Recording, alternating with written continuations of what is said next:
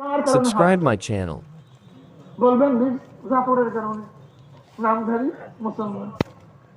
যদি প্রশ্ন করি টিপু হায়দারের ছেলে টিপু সুলতান, হায়দারের ছেলে টিপু সুলতান এই কার কারণে মহীশূরের যুদ্ধে হারছে, আপনি কি জবাব দেবেন?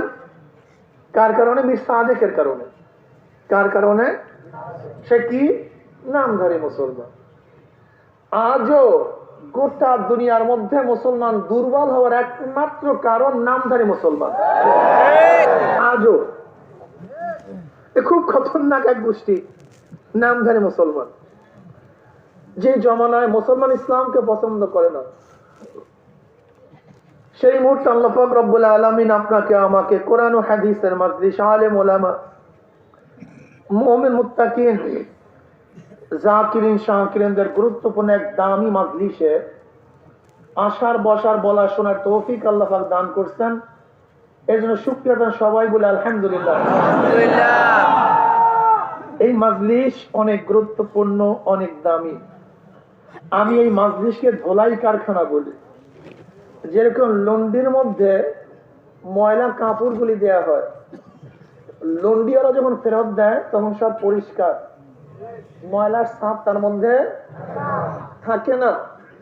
ঠিক এখানেও ঢুকছিলাম গুনার ময়লা নিয়ে, কিন্তু যখন বের হয়ে যাব তখন আমাদের সমস্ত গুণা সাফ হয়ে যাবে, একেবারে ক্লিন, পরিষ্কার। বুখারী শরীফের দীর্ঘ এক রওয়ায়াত আসছে, وعن أبي هريرة رضي الله عنه قال قال رسول الله صلى الله عليه وسلم إن لله ملائكة يطوفون في الطرق يلتمسون على الذكر فإذا وجدوا قوما يذكرون الله تعالى تنادوا هلموا إلى حاجتكم فيحفونهم بأذنة السماء الدنيا فيسألهم ربهم عز وجل وهو أعلم منهم ما يقول عبادي تقول يسبحونك ويكبرونك ويحمدونك ويمجدونك। এরকম বিভিন্ন প্রশ্ন এবং জবাব দেওয়ার পরে এই হাদিসের শেষে আল্লাহ পাক রব্বুল আলামিন মাজলিসকে কেন্দ্র করে ফয়সালা দেন, উশহিদুকুম আন্নী কদ গফারতু লাহুম। ফেরেশতারা সাক্ষী থাক, গোটা মাজলিসের বান্দাদের গুনাহ খাতা সব মাফ করে দিয়েছে।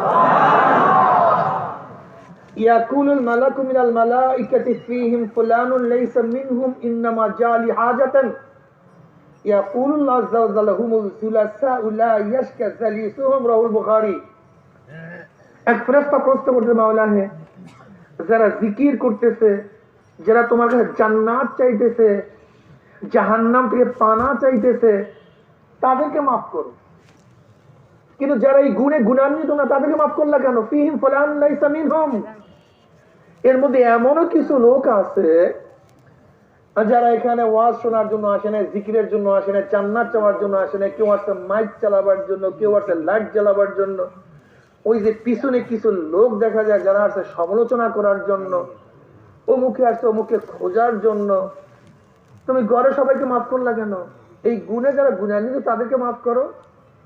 আল্লাহ পাক চমৎকার জবাব দিচ্ছেন। আল্লাহ পাকের জবাব, হুমুল জুলাসাউ লা ইয়াশকা জালিসুহুম। শোন, কে কোন কারণে মাজলিসের মধ্যে ঢুকছে দেখার বিষয় নয়, যারা ঢুকছে সব মাফ হয়ে গেছে। আমি এর উদাহরণ দেই, জমিদার বাড়ির পোষাবারের দাওয়াতের কাঠ আপনি পান নাই, কিন্তু কাঠওয়ালাদের সাথে মেহমানখানায় ঢুকে গেছেন। কাদের সাথে? আপনি কাঠবিহীন ঢুকছেন, কাঠওয়ালাদের সাথে বসছেন, কাঠওয়ালাদের সাথে। এখন কি খাদিমদার বলবে ভাই কাঠ আছে কিনা, কাঠ আছে কিনা? ইজ্জাত আবরুর খেলাফ, এটা ইজ্জাত আবরুর খেলাফ। এটা কেমন কথা যে শাহী মেহমান খানায় ঢুকবেন আর আপনাকে কাঠ দেখিয়া দেখিয়া খাদ্য দিবে? এটা হয় না। বরং আপনি যদি কাঠওয়ালাদের সাথে বসতে পারেন, কাঠবিহীন মানুষ, কাঠওয়ালাদের সাথে, যারা কাঠওয়ালা তাদের সাথে যদি কাঠবিহীন মানুষ বসতে পারে, তাই কাঠওয়ালাদের যে মর্যাদা কাঠবিহীনদের জন্য একই মর্যাদা। কাঠওয়ালাদের যে দস্তারখান, কাঠবিহীনদের একই দস্তারখান। কাঠওয়ালাদের জন্য যে খাদ্যের ব্যবস্থা করা হয়েছে, কাঠবিহীনদের জন্য একই খাদ্যের ব্যবস্থা করা হয়েছে। যদি দুনিয়ার মধ্যে কাঠওয়ালাদের সাথে কাঠবিহীনরা বসতে পারে, যদি একই মর্যাদায় মর্যাদাবান হতে পারে, একই খাদ্য আপ্যায়িত হতে পারে। তা আমরা কিছু গুনাহগার, কাঠবিহীন, আমরা নালায়েক, নাফরমান, আমাদের কোনো দাম আল্লাহর কাছে নেই। কিন্তু এখানে হাজারো কিছু মানুষ আছে যারা আল্লাহ ওয়ালা, আল্লাহর ওলি, সাকিরিন, শাকিরিন। আমরা কাঠবিহীন, তারা কাঠওয়ালা। আমরা কাঠবিহীন, তারা কিন্তু বসছি আমরা কাঠওয়ালাদের সাথে। যখন আল্লাহ পাক রব্বুল আলামিন কাঠওয়ালাদেরকে মাফির ঘোষণা দিয়ে দিবেন, আমরা তাদের সাথে থাকার কারণে আপনাকে আমাকে মাহরুম করবেন না। আপনার সাথে, আমার সাথে, তাদের সাথে, মোদের সাথে সবাইকে আল্লাহ পাক গড়ে মাফ করে দিবেন।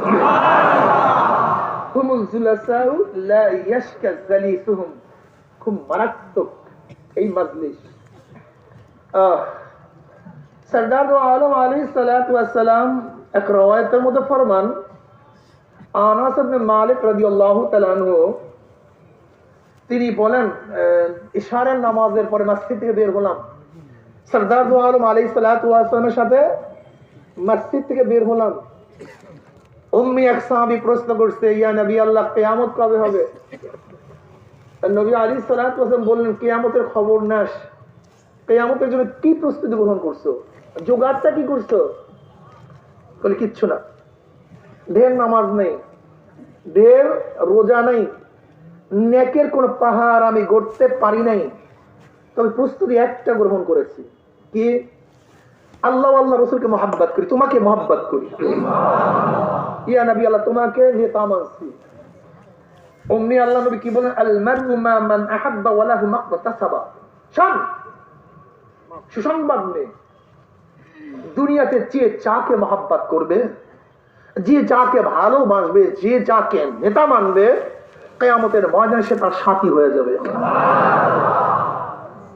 আনাস ইবনে মালিক রাদিয়াল্লাহু ফরমান, এই হাদিস শোনার পরে সাহাবায়ে কেরাম রিদওয়ানুল্লাহি তাআলা আলাইহিম এই পরিমাণের খুশি হয়েছিল যে এর আগে এই পরিমাণের খুশি আর কোনোদিন হয় নাই। দুনিয়াতে যে যাকে নেতা মানবে সে তার,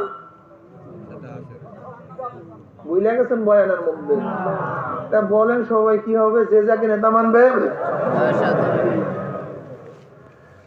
Socrates, Plato, Aristotle, Montesquieu, Locke, Rousseau, যে যাকে নেতা মানবে, ঠিক না? আমাদের শেখ সাহেব, জিয়াউর রহমান সাহেব, এরশাদ সাহেব, বর্তমান প্রাইম মিনিস্টার, প্রাক্তন প্রাইম মিনিস্টার, যে যাকে নেতা মানবে, কিয়ামতের ময়দানে নেতারা সামনে থাকবে। আবার যদি কেউ নবী আলাইহিস সালাতু ওয়াস সালাম নেতা মানে, তাকে মুহাব্বত করে, আলেম ওলামা, পীর বুজুর্গদেরকে নেতা মানে, কিয়ামতের ময়দানে নেতারা সামনে থাকবে, অনুসারীরা পিছনে থাকবে। নেতারা যেখানে যাবে, অনুসারীরা সেখানে চলে যাবে। এর জন্যই তো সারি না, পারি না তা না, সারি না, পারি না তা না। কোরআনকে বিশ্বাস করছি, হাদিসকে বিশ্বাস করছি।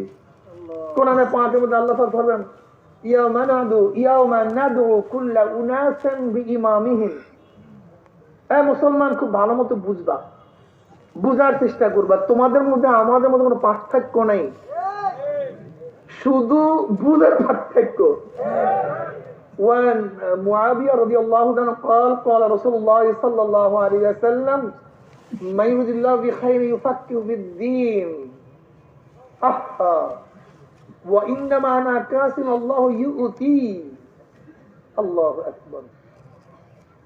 নবী আলাইহিস সালাতু ওয়াস সালাম বুখারীর মধ্যে রওয়ায়াত আছে, আল্লাহ পাক যাকে পছন্দ করেন, মাইরুল্লাহি খায়রাই ফাকতুহু বিদ্দিন, আল্লাহ পাক যার কল্যাণ কামে, যাকে পছন্দ করেন, যাকে ভালোবাসেন, যাকে মহব্বত করেন, যাকে জান্নাতে নেওয়ার ইচ্ছা পোষণ করেন, জাহান্নাম থেকে নাজাত দিতে চান, খায়রাই ফাকতুহু ফিদ্দিন, তাকে দ্বীনের সমুজ দান করেন। বুঝ কি দান করেন ভাই? ইউ আল্লিমুদ্দিন বলেন নাই, ইউ আল্লিমুদ্দিন। উলামায়ে কেরাম খুব ভালো মতো বোঝেন, ইউফাক্কিহু ফিদ্দিন। তাফাক্কুহ এবং জানা এবং বোঝার মধ্যে পার্থক্যটা কি? তাফাক্কুহু ফিদ্দিন কি আর তালিমি দ্বীন কি, ইলমি দ্বীন কি? আর ফিকহে দ্বীন কি, এর মধ্যে ফার ফার ডিফারেন্স। জানা এক জিনিস, বুঝা ভিন্ন জিনিস। কি ভাই কথা জবাব দিন নাকি সাথে সাথে? এখন কিছু ক্লাস করাবো, আমি দেখবো আমার ছাত্রের অবস্থা দেখি। ওস্তাদ যদিও ভালো না, কিন্তু দেখি ছাত্র তো অবশ্যই ভালো। কি বলছিলাম? জানা এক জিনিস, বুঝা বিশ্বাস হয় না। এক ব্যক্তি মিষ্টির উপরে ডক্টরেট করছে। মিষ্টি কি দিয়া বানায়, এর উপাদান কি, দুধ দুধ কিভাবে আসে গরুর থেকে, গরু কি খায়, বিশাল ডক্টরেট করছে। কিসের উপরে? মিষ্টির উপরে। থিসিস লেখা ফেলাইছে, অনেক কিছু জানছে, কিন্তু কখনো পরে মিষ্টি কোনোদিন খায়নি। আচ্ছা, মিষ্টির স্বাদটা কি বুঝছে সে? জানছে, বুঝে নেই। তাই জানা এক জিনিস, বুঝা ভিন্ন জিনিস নাকি? কিন্তু এক গরিব, ও মিষ্টি সম্পর্কে কোনো কসুও জানে না। দুধের মধ্যে কি আছে, ভিটামিন ডি, বি জেড পর্যন্ত সমস্ত ভিটামিন দুধের মধ্যে আছে। দুধ এমন এক নিয়ামত, কোন মানুষ যদি কোনো কিছু না খায়, শুধু দুধ খায়, তাহলে বেঁচে থাকবে। 2.5 বছর পর্যন্ত বাচ্চারা কি খায়? হৃষ্টপুষ্ট, কোনো সমস্যা নেই। এত বড় নিয়ামত এক দুধ। কিন্তু ওই গরিব মানুষ কিচ্ছু জানে না দুধ সম্পর্কে, আর মিষ্টি সম্পর্কে গবেষণার সময় নেই, কিন্তু মিষ্টি খেয়ে ফেলছে। তার মিষ্টির স্বাদ কি সে বুঝতে জানে নাই, আর ডক্টরের সাহেব সে জানছে, বুঝে নেই। তাহলে ইসলাম এবং দিন সম্পর্কে হাজারো ডক্টরেটটা অনেকে জানে কিন্তু বুঝে না। কিন্তু আমাদের মুসলমানদের মধ্যে হাজারো গরিব মূর্খ রিক্সাওয়ালা ঠেলাওয়ালা, তারা বুঝছে, হয়তো ওই পর্যন্ত জানে নাই। উদাহরণ দিলে বুঝতে পারবেন। সিরাতুন নবী সাল্লাল্লাহু আলাইহি ওয়াসাল্লামের এক অনুষ্ঠানে এক হিন্দু পণ্ডিত চমৎকার নবী আলাইহিস সালাতু ওয়াস সালামের উপর আলোচনা করছেন। চমৎকার আলোচনা। দেখবেন ক্যালকাটা ভারতের অনেক আইডির মধ্যে দেখবেন হিন্দুরা ইসলাম সম্পর্কে যেইভাবে আলোচনা করে, আমরা নিজের তাস্কি লেগে যায়। এত সুন্দর আলোচনা, কি কথা ঠিক না? এখন পরিচালক সাহেব বলতেছে, দেখছো এই হিন্দু বেচারা ইসলাম আমার নবীকে যত ভালো চিনছে, আমরা তোকে চিনতে পারিনি। উনি এক মুরব্বী, এক মুসলমান মুরব্বী উঠে বলতেছেন, আপনার কথা ঠিক না, বরং আপনি এইভাবে বলেন যে উনি নবী সম্পর্কে যত জানছে, আমরা এইভাবে জানতে পারি নাই। তার মানে উনি নবীর সম্পর্কে জানছে, চেনে নাই। আমরা হয়তো ওই পর্যন্ত জানি না, কিন্তু চিনছি। উনি জানার কারণে ইমান আনতে পারে নাই, আমরা চিনার কারণে তারপর ইমান নিয়ে আসছি। জানা এক জিনিস, বোঝার এক জিনিস, বোঝার এক জিনিস, বোঝার এক জিনিস, জানা ভিন্ন জিনিস। খ্রিস্টানরা ইসলাম সম্পর্কে জানতে পারে, ইহুদিরাও জানতে পারে, বিশ্বাস হয় না? শোনো, ফখরুদ্দিন এই মুরব্বী দাঁড়াইছে, এই যে খতরনাক, এই ঘন্টার মধ্যে দাঁড়াইলে, হ্যাঁ মুরব্বী আপনি ওখানে বসছেন কেন? এই ভিড়ের মধ্যে আপনি ওখানে আসছেন কেন মুরব্বী? হ্যাঁ, আপনি কেন আসছেন এই ভিড়ের মধ্যে ওখানে? আমি 1.5-2 ঘন্টা বুখারী শরীফ পড়াই, আমার সামনে একটা ছাত্র, অনেক ছাত্র আমার আছে, চক্ষু এদিকে ওদিকে 2-2.5 ঘন্টার মধ্যে নেওয়ার তো সুযোগ পায় না।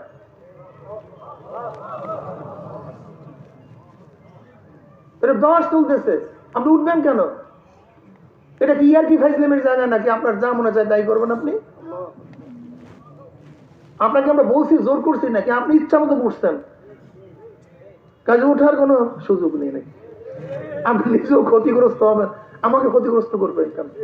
এই বিশাল মানুষগুলি এখানে জিলাপি খাওয়ার জন্য আসে, বিরিয়ানি খাওয়ার জন্য আসে, জানা এবং বুঝার জন্য আসে।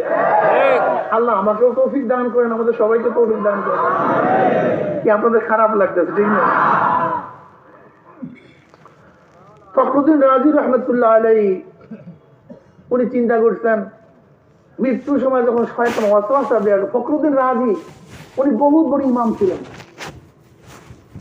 শাইখুত তাফসীর, শাইখুল তাফসীরুল ইমাম ছিলেন, উনি ইমামুত তাফসীর ছিলেন, জানতেন। মুখস্থ তফসিরে কাবিল লাগছে, মুখস্থ কোনো কিতাব দেখে না, এত বড় তফসিল লাগছে এখন ডাইরেক্ট মুখস্থ, কিচ্ছু দেখে নাই, কাউকে জিজ্ঞাসা করেন জঙ্গলে বৈশা এমন বুঝে এলাম অবস্থাটা কোন জায়গায় বুঝতে। তো উনি চিন্তা করছে শয়তান যখন ওয়াসওয়াসা দেওয়ার জন্য আসবে তখন আমি কি জবাব দেব। তাই শয়তানের মোকাবেলায় 101টা দলিল ঠিক করছে। শয়তান যখন বলবে আল্লাহ নাই, আমি বলবো আল্লাহ আছে, দলিলেই। আল্লাহ 2 জন, আমি বলবো 1 জন, দলিলেই। আল্লাহ 3 জন, আমি বলবো না 3 জন না 1 জন, এই দলিল। এরকম 101টা দলিল ঠিক করছে। হঠাৎ খেয়াল করছে আমি তো আলেম মানুষ, আমার কাছে দলিল আছে, কিন্তু যারা কিতাবাদি পড়ে নাই, এলেম নাই, তারা ইমান নিয়ে মরবে কিভাবে? কি মারাত্মক প্রশ্ন না? আসলেও তো মারাত্মক প্রশ্ন। তো উনি পরীক্ষা করার জন্য বের হয়েছে, দেখ কাঠুরি আর কাঠ কাটতেছে, গিয়া বলতেছে ভাই আসসালামু আলাইকুম। ওয়ালাইকুম আসসালাম, কেমন আছেন? আছি ভালো। ভাই এটা প্রশ্ন করার জন্য আসছি। বলে কি প্রশ্ন? বলে ভাই আল্লাহ কয়জন? বলে 1 জন। বলে দলিল? বলে দলিল টলিল কি ভাই, আল্লাহ 1 জন, দলিল? বলে ভাই দলিল দিবেন না, আপনি প্রমাণ দিবেন না, আপনি বললেই আমরা মানবো নাকি? আপনি বললেই মানবো নাকি? বলেন দলিল দেন। বুঝার তো আস্তে আস্তে নেতা করা হয়েছে। ভাই ভাই দলিলটাকে মেয়া কইলাম না যে আল্লাহ 1 জন। তাহলে ভাই আপনার দলিল ছাড়া কি মানতে হবে না? মানবো না আমি দলিল দেন, দলিল দেন। যতই বুড়িয়ার সাথে চটকায় আর তার মাথা তত গরম হয়।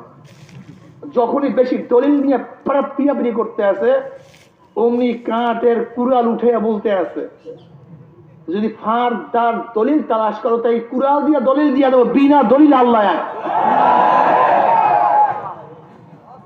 দেখেন যৌক্তিক এলেম, যৌক্তিক ইমান থেকে না, যৌক্তিক ইমান আর মজ্জাগত ইমান থেকে।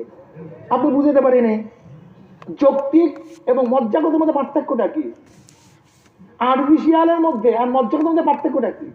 আর্টিফিশিয়াল যেমন আমি কালো মানুষ, আমাকে মেকআপ করে একেবারে সাদা করে দিয়েছে, কি কথা ঠিক না? কিন্তু যখনই পানি আমার চেহারার মধ্যে লাগবে কারবার শেষ। মজ্জাগত সুন্দরী নি, বুড়ো হয়ে গেছে এখনো আমরা সাদা, এটা মজ্জাগত, এটা কোনোদিন মুছে না। যৌক্তিক ইমান টিকে না, কিন্তু মজ্জাগত ইমান যায় না। যেমন আপনি যদি যুক্তির মাধ্যমে আল্লাহকে মানেন, ইসলাম মানেন, তাহলে আপনার চেয়ে কোনো পণ্ডিত ব্যক্তি যদি উল্টা একটা যুক্তি দেয়, আপনার যুক্তি শেষ, তার যুক্তি গ্রহণ করবেন, আপনার ইমান শেষ। সে যা বলবে আপনি তা মানতে বাধ্য হবেন। কিন্তু মজ্জাগত ইমান কি? ইমান যেমন আমি আমার বাবাকে মানি, এটা যৌক্তিক ইমান না, যৌক্তিক বিশ্বাস না, মজ্জাগত বিশ্বাস। আমি আমার মাকে মানি, আমার মা, এটা আমার বাবা, এটা যৌক্তিগত ইমান না, এটা মজ্জাগত বিশ্বাস। ইমান শব্দ বিশ্বাস। যেমন আমার বাবাকে দুনিয়ায় কেউ জানে না, একমাত্র জানে আমার মা, কিন্তু আমার বাবাকে আমি জীবনবার বাবা মানছি, কোনোদিন সন্দেহ করি নাই, কোনোদিন দলীয় তালাশ করি নাই, প্রমাণও তালাশ করি নাই। আমার বাবা কি বাবা না, যুক্তি আছে কি নাই, এরকম কোন যুক্তি কেউ কোনোদিন বাবার ব্যাপারে তালাশ করে নাই। এটা হলো মজ্জাগত বিশ্বাস, সে আমার বাবা। এই বিশ্বাস কোনো যুক্তিতে ভাঙ্গে না, যুক্তিতে টলে না, যুক্তিতে চায় না। কিন্তু যখনই আপনি যুক্তির মাধ্যমে বাবাকে মানবেন, তোমার বাবার সাথে এই মিল, ওই মিল, এই মিল, এই মিল, যখন আরেকজন পণ্ডিত আমার সাথে বলবে কই না তোমার বুদ্ধিতে এই মিল নেই, এই মিল নেই, এই মিল নেই, তখন কিন্তু হ্যাঁ আমার বাবা কি বাবা, বাবা কি বাবা না, বাবা কি বাবা না, সন্দেহ সৃষ্টি হবে। এর জন্য ইমানটা থাকতে মজ্জাগত। যখন মজ্জাগত ইমান চলে আসে তখন অবস্থাটা কি? তখন অবস্থাটা কি? এর থেকে নিজেকে আলাদা করা যায় না।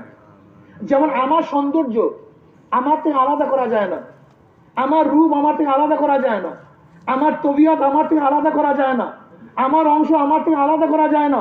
সে যখন মজ্জাগত ইমান চলে আসবে, এই ইমান থেকে তার সিনাকে আলাদা করা যায় না।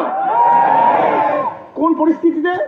আগুনে যদি ফেলাইয়া দেওয়া হয় তখন ইমানকে রাখে না, বরং ইমান নিয়ে আগুনে ঝাঁপ দেয়।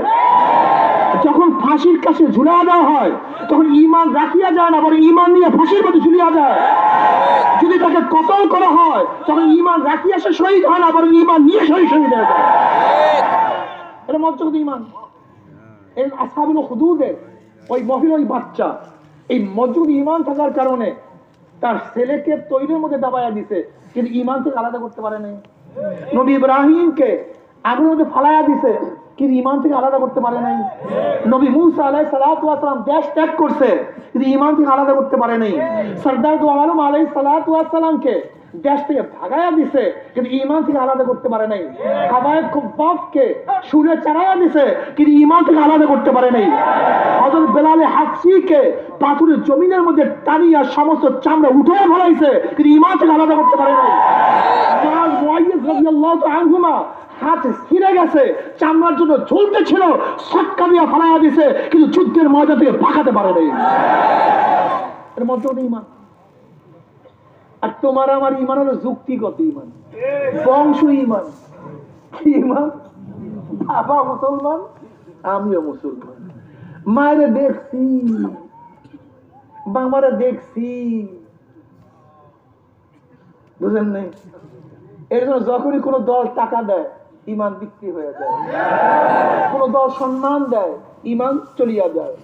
কোন দল ভয় দেখায়, ঈমান ছাড়িয়া দেয়। যখন জেলখানার গেট দেখায়, ঈমান চলিয়া যায়। যখন ভীতি সৃষ্টি করে, ঈমান পড়িয়া যায়। ওই মসলুত ঈমান না তো, যৌক্তিক ঈমান। বুঝাতে পারি এই যৌক্তিক ঈমান আসলে ধাক্কা সময় টিকবে না। আজলের ধাক্কার সময় যেরকম দুনিয়ার ধাক্কা আপনার ঈমান টিকে না, আজলের ধাক্কার সময় ঈমান টিকবে না। আপনাকে আমাকে আজকে এই মাজলিসে এই নিয়াত করতে হবে, গোটা দুনিয়া একদিকে চলে যাবে, আমার ঈমান ভিন্ন দিকে থাকবে। পালে চলিও না, পালে মহিষ চলে, পালে গরু চলে, পালে ভেড়া চলে, কিন্তু মুমিন তো একা চলতে বাধ্য হয় ঈমানের কারণে। নবী ইব্রাহিম আলাইহিস সালাতু ওয়াস সালামকে আগুনে ফালাইবে, চরকের মধ্যে তুলছে, সবাই ঘুরাবে, ইব্রাহিমের কোনো টেনশন নেই। কিন্তু ওই সময় চোখে আর পানি রাখতে পারে না, যখন তার চরকের রশিটা তার বাবা ধরছিল, যে বাবা তুমিও আজকে আমাকে আগুনে ফেলাবার জন্য রশি ধরছো। টিকতে পারেনি, কান দিয়া ফেলাইছে। সব একদিকে, দেশ একদিকে, বাবা একদিকে, বংশ একদিকে, বাদশারা একদিকে, কিন্তু নবী ইব্রাহিম একা একদিকে। তাহলে চলিও না মুমিনের গোষ্ঠী, তাহলে চলো খালি। নবী আলাইহিস সালাতু ওয়াস সালামকে কাফেররা বলতেছে, মুহাম্মদ কি চাও? সাল্লাল্লাহু আলাইহি ওয়াসাল্লাম নেতৃত্ব, আমরা সবাই মিলে তোমাকে নেতা বানিয়ে দিলাম। কি চাও? অর্থ, ধনী, আমরা সবাই চাঁদা দিয়ে পুরো আরবে বড় ধনী বানিয়ে দেব। কি চাও? সুন্দরী মহিলা মেয়ে, আমাদের পুরো আরবের মধ্যে যে সুন্দরী মেয়ে তুমি চুজ করো, তাকে তোমার সাথে বিয়া দিয়ে দেবো, যতটা। ওই কলমের দাওয়াতটা ছাড়ো, আর কিছু দরকার নেই। খালি ওই লা ইলাহা ইল্লাল্লাহ মুহাম্মাদুর রাসূলুল্লাহ, এতটুকু বাদ দাও। মুহাম্মদ সাল্লাল্লাহু আলাইহি ওয়াসাল্লাম একটা কাজ করো, তোমার সাথে কম্প্রোমাইজ করে ফেলাই। বলে কি? বলে 1 বছর তোমার রবের ইবাদত আমরা করব, আর 1 বছর তোমরা আমাদের মূর্তির ইবাদত করো। এই কম্প্রোমাইজ করা, বাস। নবী আলাইহিস এরকম করিয়েন না, আপনি আপনার দিকে খেয়াল দেন, আমার দিকে খেয়াল দেওয়ার সময় আপনার নেই। অ্যাটিটিউড একদিকে, দুনিয়া লয় হয়ে যায়, বুঝছেন? কিন্তু নবী আলাইহিস সালাতু ওয়াস সালাম ক্ষমতার উপর লাথি, টাকার উপরে লাথি, মেয়ের উপরে লাথি। মুমিন টাকায় বিক্রি হয় না, অর্থে বিক্রি। এটা মুমিনের সুরাত নামে আছে, পাতি না, গুড়ি না। মুমিন ভিন্ন জিনিস। এটা সবসময় খেয়াল আমার মাওলা, আমার মাওলা সবসময় খেয়াল আমার মাওলা। জনাবে মুহাম্মদ রাসূলুল্লাহ সাল্লাল্লাহু আলাইহি ওয়াসাল্লাম দুনিয়াতে আসছি রহমত স্বরূপ। কি স্বরূপ? আলমের রহমত স্বরূপ, শুধু ইনসানিয়াত না, আলমের। আমার নবী আলাইহিস সালাতু ওয়াস আসমানের জন্য রহমত, সূর্যের জন্য রহমত, চন্দ্রের জন্য রহমত, তারকার জন্য রহমত, বাতাসের জন্য রহমত, মাটির জন্য রহমত, গাছের জন্য রহমত, গোটা জানোয়ারের জন্য রহমত, গোটা মানুষের জন্য রহমত। শুধু মুসলমানদের জন্য নয়, রহমত সমস্ত মানুষের জন্য। নবী আলাইহিস সালাতু ওয়াস সালামের উম্মত আমরা, কাজে আমরা সমস্ত মাখলুকাতের জন্য রহমত। আল্লাহু আকবার। তুমি কি দেখো নাই বিদায় হজের ভাষণে আমার নবী কি বলেছেন? আজকে মালিক এবং গোলাম সমান। মালিক যা খাবে গোলাম তাই খাবে, মালিক যা পড়বে গোলাম তাই পড়বে, মালিক যেখানে ঘুমাবে গোলামও সেখানে ঘুমাবে। মালিকের অধিকার গোলামের অধিকার সব সমান। আজকে কালো নাই, ধলা নাই, নিচু নাই, উঁচা নাই, সব আল্লাহ পাকের মাখলুক, সব আল্লাহ পাকের বান্দা। নবী আলাইহিস সালাতু কি বলেছেন? কি বলেছেন? শোনো, যদি কোনো বিধর্মীর উপরে, সংখ্যালঘুর উপরে কেউ জুলুম করো, কিয়ামতের ময়দানে আমি নবী তার পক্ষ হইয়া আল্লাহর কাছে তার বিরুদ্ধে অভিযোগ দেব, নালিশ দেব। আমার নবী বলছেন, যদি কেউ হিন্দু, খ্রিস্টান, ইহুদিদের উপর অত্যাচার করো, সে মাজলুম আর তুমি জালেম, আমি কিয়ামতের ময়দানে নিজে সেই ইহুদি, খ্রিস্টান, হিন্দুদের পক্ষ হইয়া ওই মুসলমান পক্ষ যে জুলুম করছে তার বিরুদ্ধে নালিশ দেব। তুমি জানো ইসলাম কি জিনিস? নবী আলাইহিস সালাতু ওয়াস সালাম আমাদেরকে কি শিক্ষা দিয়েছেন, আমাদের কি বলেছেন? যে দেখো, মুসলমান যদি কাউকে কোনো হিন্দুকে অন্যায়ভাবে হত্যা করে, তাহলে কি হত্যার ব্যাপারে হত্যা হবে না? কি বলেন? কি দেখছেন? সমান বিচার, সাম্য। তুমি জানো ইসলামী শাসকদের অবস্থা কি? বাদশাহ আলমগীর জিন্দাপীর রহমাতুল্লাহ আলাইহি, ওনার একটা গুণ ছিল, প্রতি শুক্রবার নিজে জনগণের কথা শুনতেন। দিল্লির মসজিদে দুই ধারে মানুষ সব সারিবদ্ধভাবে দাঁড়ায় যেত, উনি নিজের কানে সবার অভিযোগ শুনতেন। অযোধ্যার শকুন্তলার বাবা, শকুন্তলা এক মহিলা হিন্দু, খুব সুন্দরী সুস্ত্রী ছিল। অযোধ্যার গভর্নর ছিল ইব্রাহিম কোতোয়াল। ইব্রাহিম কোতোয়াল তাকে বিবাহের প্রস্তাব দিয়েছে। আর হিন্দু মানুষ কিভাবে মুসলমানকে বিবাহ দিবে? কিন্তু সে তো গভর্নর, উপায়ও নাই, তারা তো হিন্দু। খুবই চিন্তিত তার বাবা। এবার শকুন্তলা খুব বুদ্ধিমত্তা মেয়ে ছিলেন। সে তার বাবাকে বলতেছে, কি হয়েছে, আপনি তো চিন্তিত কেন? তোমাকে বলিয়া লাভ কি? বলেন না কি হয়েছে? তোমাকে তো বিবাহ করার জন্য এই গভর্নর প্রস্তাব দিয়েছে, আমি কি করবো? তোমাকে বিবাহ দিব কিভাবে?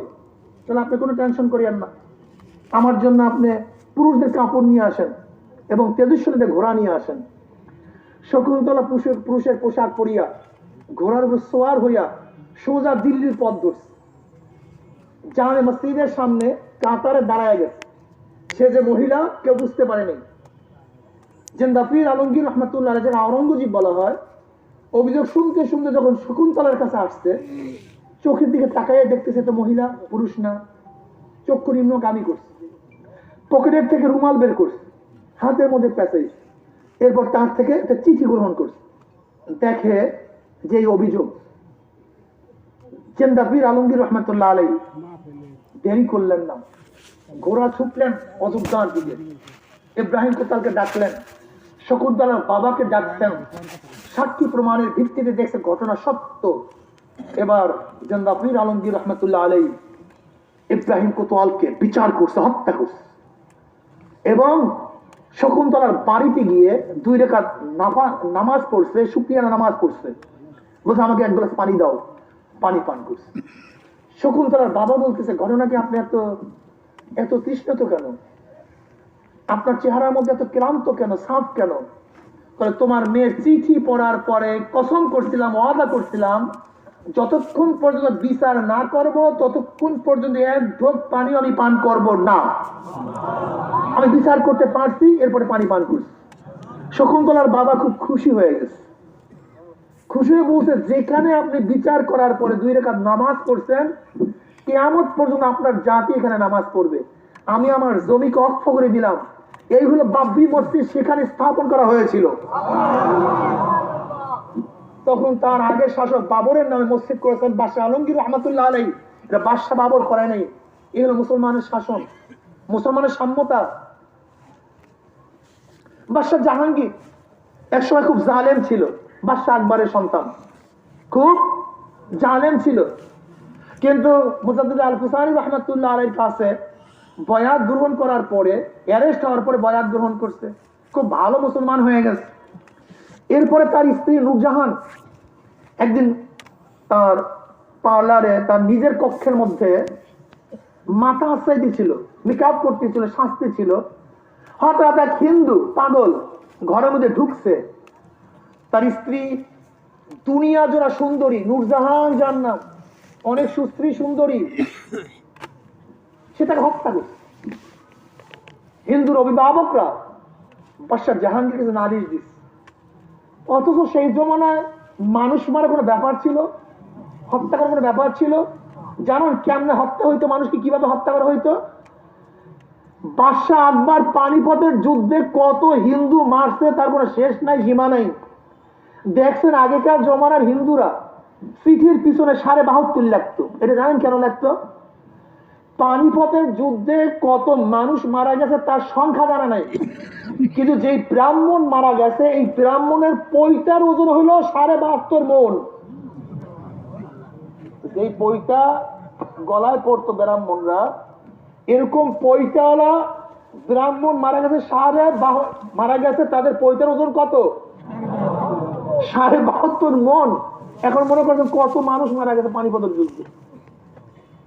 মানুষ মারা কোনো ব্যাপার ছিল না, কিন্তু মুসলমান হওয়ার কারণে বাদশাহ জাহাঙ্গীর আদালতে তার স্ত্রীকে ডাকছে, সাক্ষী প্রমাণের ভিত্তিতে জানছে যে তার স্ত্রী তাকে হত্যা করছে।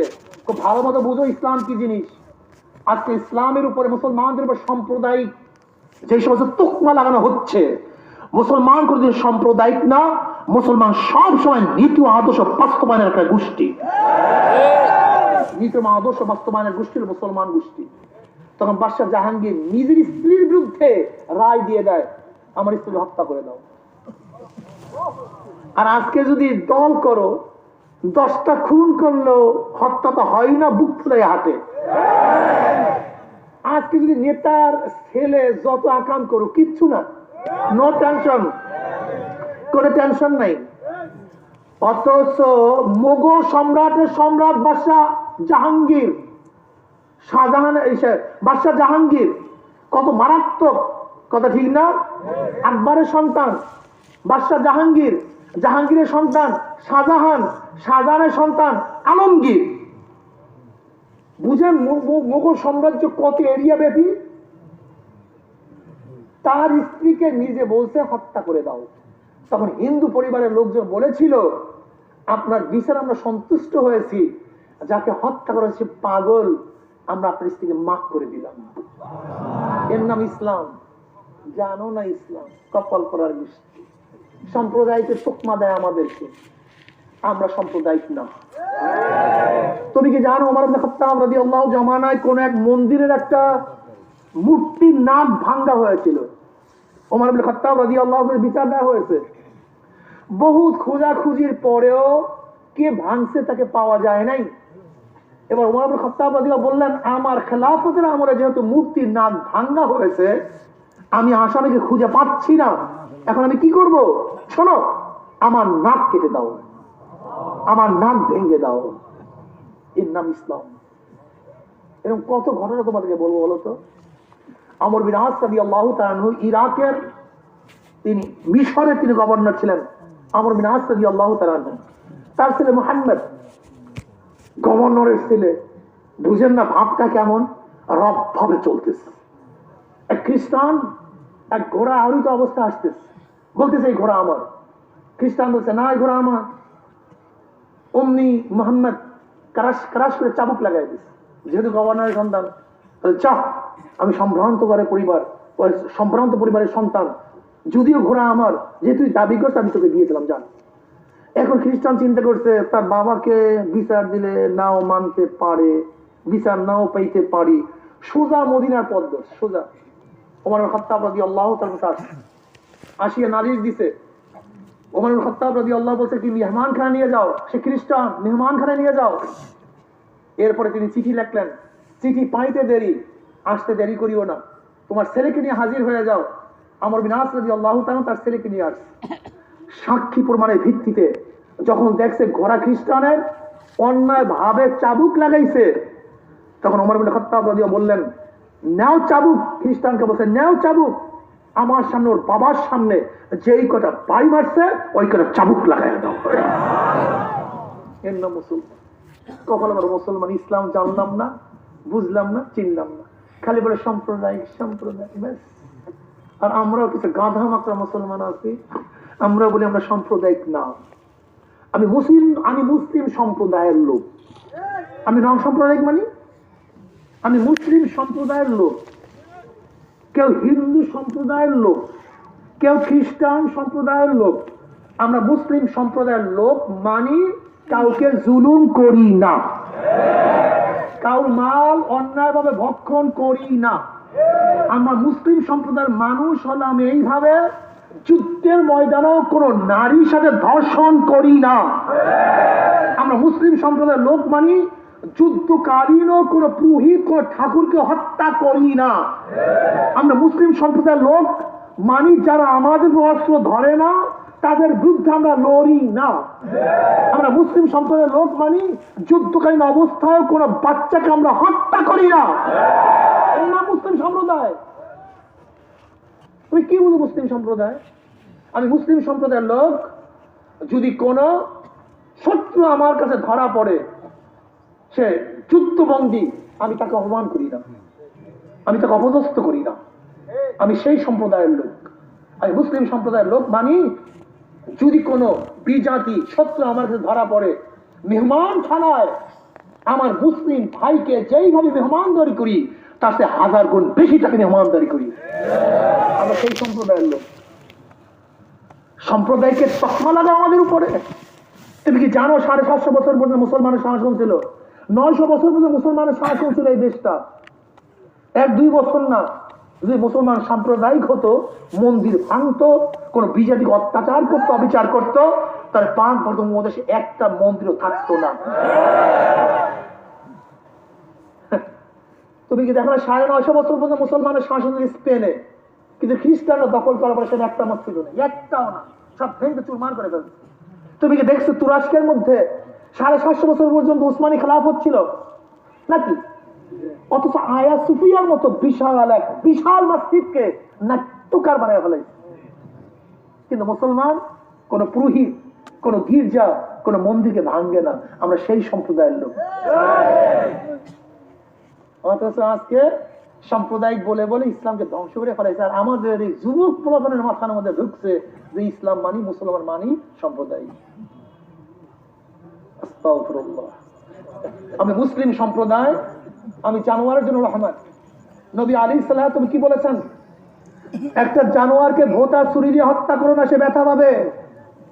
নবী আলাইহিস সালাম কি বলেছেন? একটা জাতা গাছের ডাল ভেঙ্গো না, গাছ কষ্ট পাবে। আমার নবী কি বলেছেন? জনাবে মুহাম্মদ রাসূলুল্লাহ সাল্লাল্লাহু আলাইহি বলেছেন, যখন কোন সওয়ারির উপরে সওয়ার হও, সওয়ার শেষ সাথে সাথে নেমে পড়ো, সে তোমাকে খবরদার মেম্বার বানাও না, চেয়ার বানাও না, ভ্রমণ শেষ নেমে পড়ো, বেশিক্ষণ বসবা সে কষ্ট পায়। নবী আলাইহিস সালাতু ওয়াস সালাম কি বলেছেন? আমার নবী কি বলেছেন দেখেছেন? বুখারীর মধ্যে রওয়ায়াত দেখেন, উঠান বুখারী, জাহান্নামের মধ্যে এক মহিলার চেহারার মধ্যে শুধু বিড়াল আশ্রাইতেছে। করে ঘটনা কি? বিড়াইতে আশ্রাইতেছে কেন? এই মহিলা বিড়াইয়ের উপরে জুলুম করছে, এই বিড়াইকে কষ্ট দিছে। মুসলিম এমন এক সম্প্রদায় যারা বিড়ালকে কষ্ট দেয় না। তুমি ইসলাম সম্পর্কে জানো? বনী ইসরাইলের ওই কুলাঙ্গা, ওই নষ্টা, ওই প্রতিটা মহিলাকে আল্লাহ রব্বুল আলামিন মাফ করিয়া দিয়েছেন নিকৃষ্ট জীব একটা কুকুরকে পানি পান করাবার জন্য। আমরা সেই সম্প্রদায়ের লোক যারা একটা কুকুরকে পানি পান করাই, যারা বিড়ালকে আস্তিনার মধ্যে রাখি, ল্যাপের মধ্যে রাখি, যারা একটা গরুর উপরে শক্তভাবে আঘাত করি না, গরু কষ্ট পাবে। আমরা সেই সম্প্রদায়ের লোক। ইসলাম সম্পর্কে জানো না তুমি? তুমি ইসলাম সম্পর্কে বুঝো? ওমর ইবনে খাত্তাব রাদিয়াল্লাহু কি বলছেন? আমার খেলাফতের আমলে ফুরাতের কোলেও যদি একটা কুকুর না খেয়ে মারা যায়, একটা উট না খেয়ে মারা যায়, কিয়ামতের ময়দানে আমি ওমরকে জবাব দিতে হবে, তোর খেলাফতের আমলে একটা উট একটা কুকুর কেন না খেয়ে মারা গেল, দেখলি না কেন? আমরা সেই সম্প্রদায়ের লোক।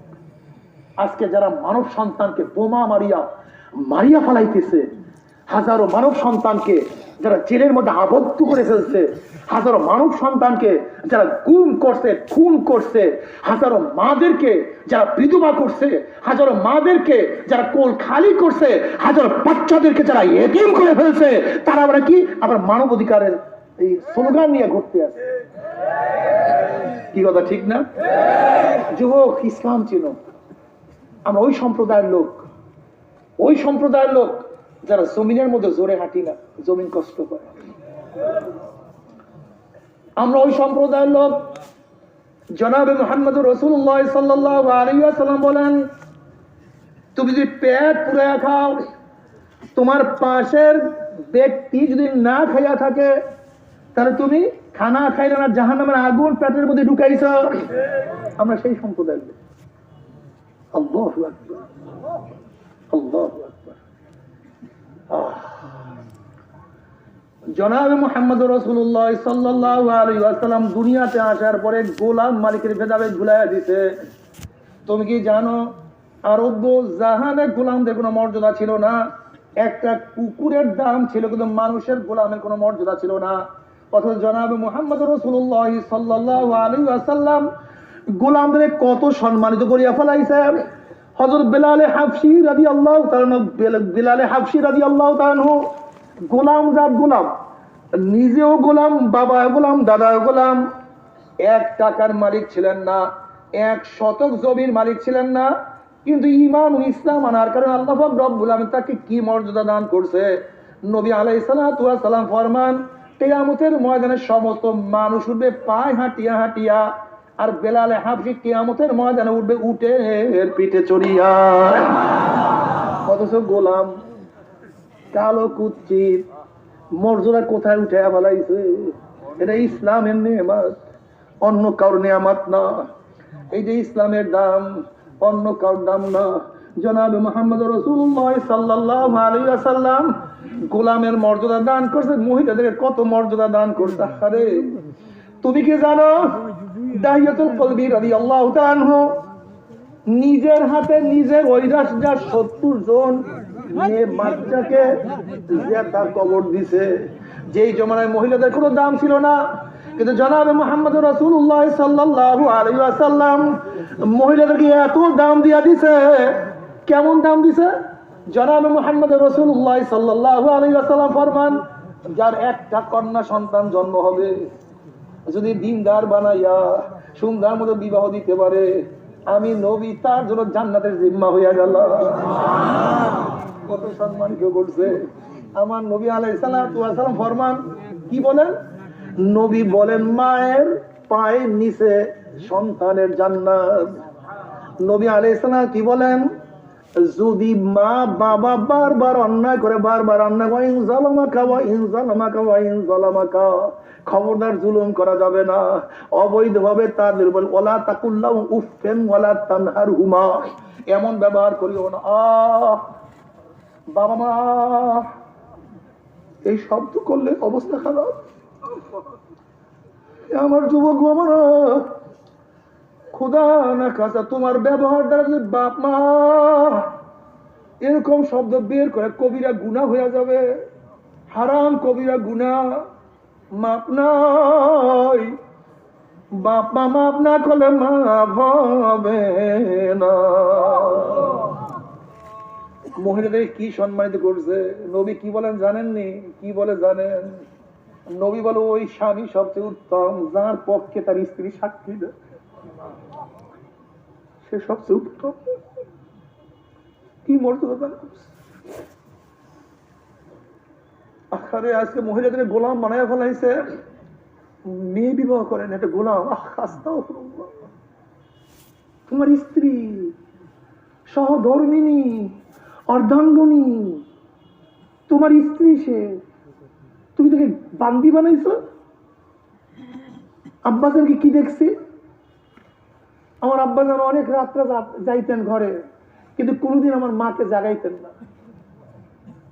ঘুম ভাঙবে, কষ্ট পাবে। আমি কোনোদিন দেখিনি আমার মাকে রাতে উঠে বসে ভাত দাও, আমি দেখি নাই।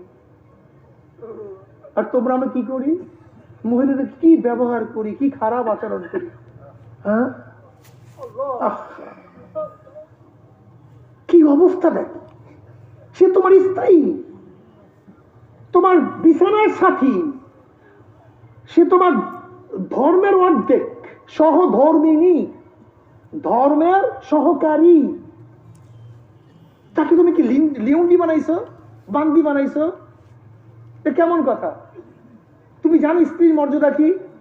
যদি স্ত্রী বলে তোমার বাচ্চাকে আমি দুধ পান করে আমার পয়সা দিতে হবে, তাকে পয়সা দিতে হবে। ইসলাম বলে। যদি স্ত্রী বলে, আবার দেখি মা বোনেরা আবার বেশি পাওয়ার পাইয়া যায় না, ভারসাম্যতা রক্ষা করি, বেচারা তো অনেক কষ্ট করে।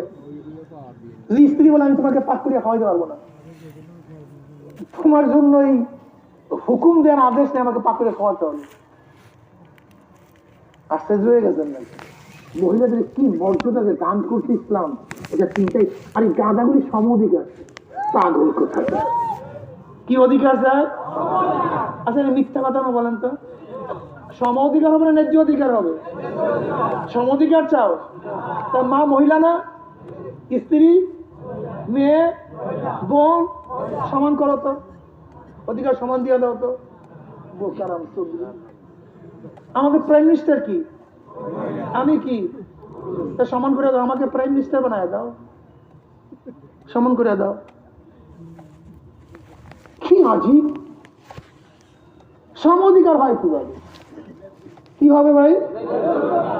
মায়ের অধিকার মাকে দিয়া দাও, স্ত্রীর অধিকারে স্ত্রীকে দিয়া দাও। সম অধিকারের নামে পণ্য বানায়ও না, সম অধিকারের নামে আজকে লিপ্ত গেদারের মধ্যে লিপ্ত করিও না, সম অধিকারের নামে মদ খাওয়া শিক্ষা দিও না, সম অধিকারের নামে আজকে হোটেলে গিয়ে ড্যান্স দেওয়া শিক্ষা দিও না। কি করছো সম অধিকারের নামে? আজকে করতেছো কি সম অধিকারের নামে? সব ধ্বংস করে ফেলাইতেছো। হ্যাঁ, কি অধিকার হবে? আর ইসলাম সম অধিকার দেয় না, ন্যায্য অধিকার প্রদান করেছে। মার অধিকার মাকে দিয়েছে, স্ত্রীর অধিকার স্ত্রীকে দিয়েছে, বোনের অধিকার বোনকে দিয়েছে, মেয়ের অধিকার মেয়েকে দিয়েছে। ন্যায্য অধিকার দিতে হবে, এই কথা ঠিক না? জনাবে মুহাম্মদ রাসূলুল্লাহ সাল্লাল্লাহু আলাইহি ওয়াসাল্লাম মাদেরকে এত ভালোবাসতেন। আমার নবী কি বলে জানো? আমার কাছে তিনটা জিনিস প্রিয়। আল্লাহু আকবার। কয়টা জিনিস প্রিয়? নবী আলাইহিস সালাতু ওয়াস সালাম আমার কাছে তিনটা জিনিস প্রিয়। নাম্বার 1 নামাজ, নামাজ আমার কাছে প্রিয়। নাম্বার 2 আমার কাছে ঘেরা সুগন্ধি খুব প্রিয়। নাম্বার 3 মহিলা। আল্লাহু আকবার। মুসলিম মেয়ে যারা নেককার দিনদার তারা আমার কাছে খুবই প্রিয়। অথচ গোটা দুনিয়ার কোনো লিডাররা মেয়েদেরকে এত সম্মানিত করতে পারে নাই। আমার নবী আলাইহিস সালাতু ওয়াস সালাম মেয়েদেরকে এত সম্মানিত করছে যা বয়ান করে কোনদিন শেষ করা যাবে না। আমার নবী রাহমাতুল্লাহ আলাইহি, গোটা দুনিয়ার জন্য রহমত। আমার নবীকে জানুই না, আমার নবীকে অন্যান্য ধর্মগুরুর মতো অনেকে মনে করে। ধর্মগুরু বুঝেন? যেমন বৌদ্ধদেব তিনি ধর্মের প্রধান, রাষ্ট্রের প্রধান না। গুরু নানক সে ধর্মের প্রধান, রাষ্ট্রের প্রধান না। রাম লক্ষ্মী ধর্মের প্রধান কিন্তু রাষ্ট্রের প্রধান না। কিন্তু আমার নবী ধর্মেরও প্রধান, রাষ্ট্রেরও প্রধান। যারা গুরু নানকের উম্মত, যারা বৌদ্ধদেবের উম্মত, তারা শুধু ধর্মের চিন্তা করবে, রাষ্ট্রের চিন্তা করবে না। যারা কার্ল মার্কস, মাসুদুল আব্রাহাম লিঙ্কনের উম্মত, তারা শুধু রাষ্ট্রের চিন্তা করবে, ধর্মের চিন্তা করবে না। কিন্তু যারা নবী মুহাম্মদের উম্মত, তাদেরকে রাষ্ট্রেরও চিন্তা করতে হবে, ধর্মেরও চিন্তা করতে হবে। কার্ল মার্কস, মাসুদুল ধর্মকে অস্বীকার করছে, ধর্মকে রাষ্ট্রকে ধরছে। আবার গৌতম বুদ্ধ, গুরু নানক রাষ্ট্র ধরছে, ধর্ম ধরছে। আর তোমার আমার নবী রাষ্ট্র ধরছে, ধর্ম ধরছে। তিনি রাষ্ট্রের প্রধান, ধর্মের প্রধান। কাজে যারা শুধু ধর্ম ধর্ম রাষ্ট্রের চিন্তা নাই, এরা গৌতম বুদ্ধ উত্তম উম্মাহ। আর যারা শুধু রাষ্ট্র রাষ্ট্র রাষ্ট্র রাষ্ট্র নামাজের চিন্তা নাই, রোজার চিন্তা নাই, দিনের চিন্তা নাই, কোরআনের চিন্তা নাই, এরা হলো আব্রাহাম লিঙ্কন মৌসুদের উম্মাহ। আর যারা ধর্মেরও চিন্তা করবে, রাষ্ট্রেরও চিন্তা করবে, এটা নবী মুহাম্মাদের উম্মাহ। জোরে বলে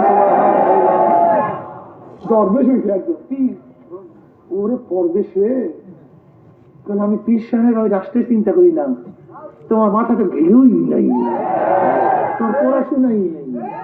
হ্যাঁ, গোটা দুনিয়ার মধ্যে কোন দার্শনিক, কোন বিজ্ঞানী, কোন পলিটিক্যাল সায়েন্সের কোন প্রবক্তারা লিখিত সংবিধান গোটা দুনিয়ার মধ্যে পেশ করতে পারে নাই। গোটা দুনিয়ার মধ্যে লিখিত সংবিধান, গোটা দুনিয়ার মধ্যে প্রথম লিখিত সংবিধান পেশ করছে জনাবে মুহাম্মদ রাসূলুল্লাহ সাল্লাল্লাহু আলাইহি ওয়াসাল্লাম। আর গাদারা বলে হুজুরের রাজনীতি করবে, সব জাহেলের গোষ্ঠী, আজহাল, সব গন্ড মুরুক্ষর গোষ্ঠী, সব গন্ড মুরুক্ষর গোষ্ঠী।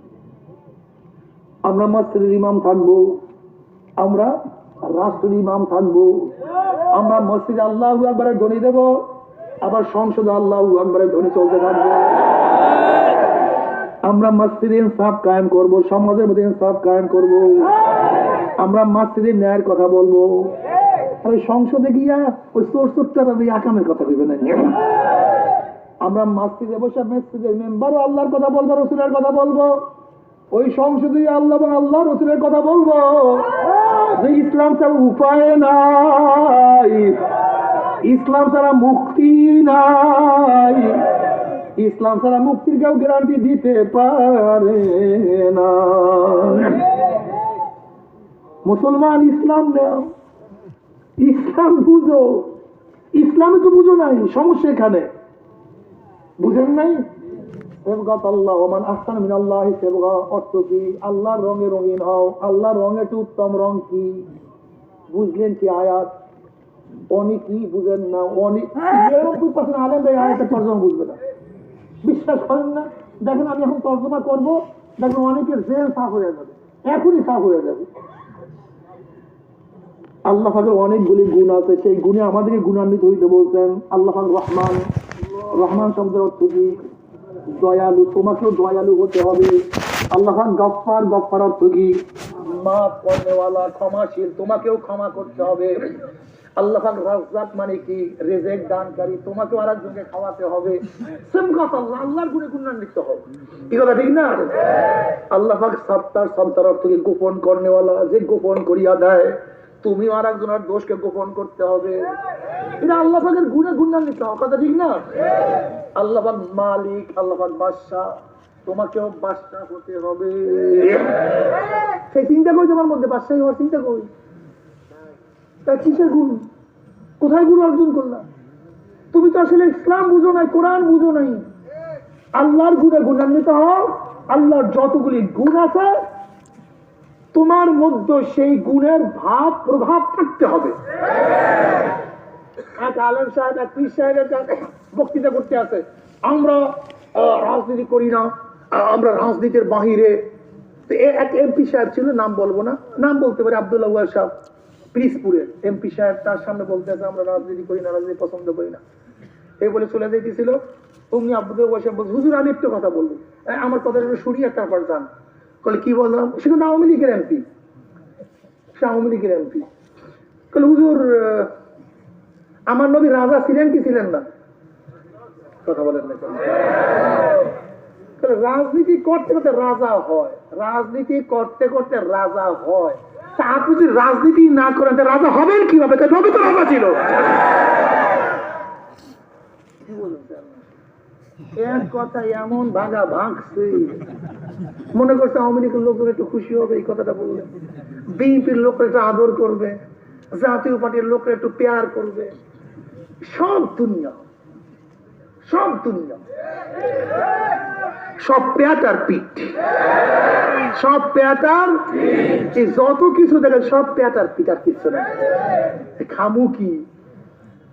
যদি মাইর খাই, যদি জেলে যাই, দেখেন খুব ভালো মতো বুঝবেন, গোটা বাংলাদেশের মধ্যে আমাকে যত বেশি গালি দেয় এরকম দ্বিতীয় আর একজনকে গালি দেওয়ার লোক থাকবে না। চিন্তা ফলায় আমার 14 গোষ্ঠী, কি কথা ঠিক না? তার মানে নবীর গুণে মাত্র গুণান্বিত হইলাম। নবী আলাইহিস সালাতু ওয়াস চরিত্র আমাদেরকেও অর্জন করতে হবে। আমার নবী যেই চরিত্রবান ছিল তোমাকে আমাকে সেই চরিত্রবান হতে হবে, কি কথা ঠিক না? তার মানে হলো নবীও গালি খাইছে, তার উম্মত হিসেবে আমরাও গালি খাওয়া শুরু করি।